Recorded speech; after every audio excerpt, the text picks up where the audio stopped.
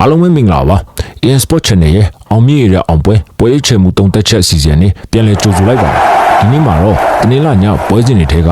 Everton အသင်းနဲ့ Man City အသင်းတို့ရဲ့ပွဲစဉ်ကိုတုံတက်တင်ဆက်ပြီးတော့မှာပဲဖြစ်ပါတယ်နီးစပ်ဆုံးပွဲစဉ်တွေမှာရလက်မကောင်းခဲ့တာကြောင့် Everton ရဲ့ဥရောပဝင်ခွင့်အိမ်မက်ကခက်ခဲသွားခဲ့ပါတယ်အိမ်ခွင့်မှာ Chelsea ကို 3-0 နဲ့အနိုင်ယူပြီးနောက်ပိုင်းမှာBrentford နဲ့တည်ကြပြီးတော့ Liverpool နဲ့ West Ham ကိုအရေးနှိမ်ခဲ့တဲ့ Everton ရဲ့ခြေစွမ်းကပုံစံကောင်းမှမရှိခဲ့ပါဘူးအထူးသဖြင့်တော့နောက်ဆုံး၃ပွဲမှာတပွဲငကိုခွင့်ပြုခဲ့ရတဲ့ခန်းစစ်ပိုင်းကအားနည်းချက်တွေရှိနေတာပါအန်ဒီရာရီမန်နေဗီတိုရိုရှိနေတဲ့တိုက်စစ်ကတော့နောက်ဆုံး၄ပွဲဆက်ဂိုးရအောင်ကစားထားနိုင်တာတွေ့ရပါတယ်အခုလိုပွဲမျိုးမှာရလက်ကောင်းခဲ့ရင်တော့ Everton ရဲ့ Europa League ဝင်ခွင့်မျှော်လင့်ချက်ရှိနိုင်ပါသေးတယ်။ Man City တင်းကတော့ဇယားထိပ်ဆုံး Arsenal ကိုအမီပြန်လိုက်အောင်မှာပါ။ပြန်ပွဲဆုံးနောက်ဆုံး၅ဝက်ဆက်အနိုင်ရထားပြီးတော့ထိပ်တီးတွေလို့ဆိုနိုင်တဲ့ Liverpool, Chelsea, Arsenal တို့ကိုအနိုင်ရအောင်ကစားပြခဲ့ပါတယ်။အဲ့ဒီ၅ပွဲမှာ၃ပွဲအထိ clean sheet ရယူနိုင်ခဲ့တဲ့ခန်းစစ်ပိုင်းကလည်းတည်ငြိမ်ခဲ့ပါတယ်။ Arsenal ကိုအင်ကွင်းမှာအလဲထိုးနိုင်ခဲ့တာကြောင့် Man City က Champions ဆုအတွက်